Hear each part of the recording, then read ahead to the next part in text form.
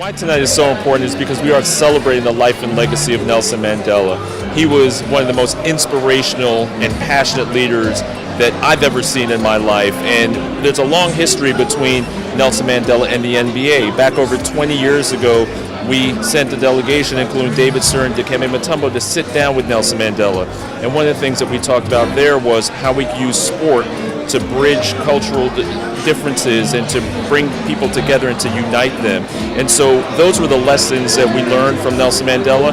And it's important that young people today who may not have lived during the time of Nelson Mandela get to still understand what those principles are. And so we're celebrating the life and the legacy of him tonight, which is so important.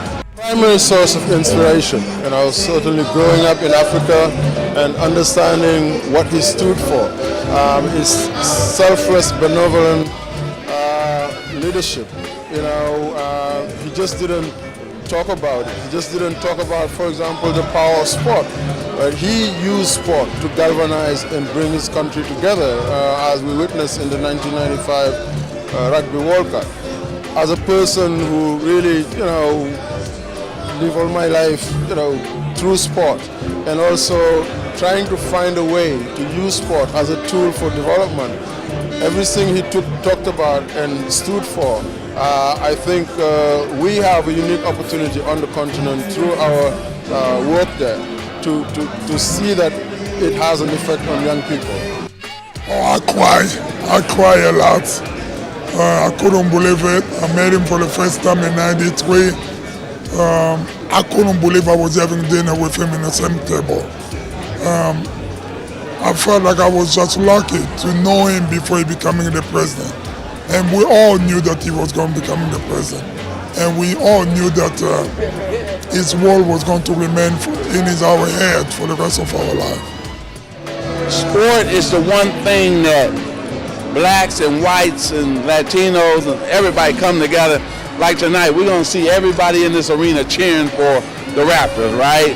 From all different walks of life, different races of people, and that's what sports can do.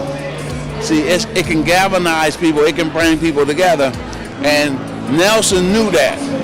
So he was able to use the soccer team, the rugby team. He wanted me to bring NBA players to introduce the game to the young people. So I brought a lot of retired players to South Africa. We put clinics on.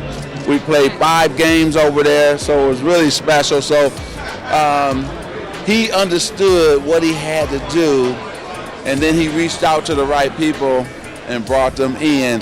And then he gave us strict and direct orders, and we carried them out. Absolutely. Basketball has always been, one of those sports that really globally fans resonate with us, and they resonate with our sport because of the fact that they can actually reach out and touch us. We can sign autographs, we can take pictures, and in today's social media, they can communicate with us. So it's up to us to really take the bull by the horns and to be able to settle some things down and to give unique perspective, because we come from a lot of those areas that are having the hardest time coping with the situations at hand. So I think that it's up to us to really take Nelson Mandela's stance on sports being that thing that changed the world, and really just putting it on our shoulders and really pushing forward to try to help our youth and help our communities. The power to bring people together of all walks of life, I think that's what sports does. And look at the World Cup in Brazil, brought the whole world together. The Olympics or the NBA. Look at the game tonight.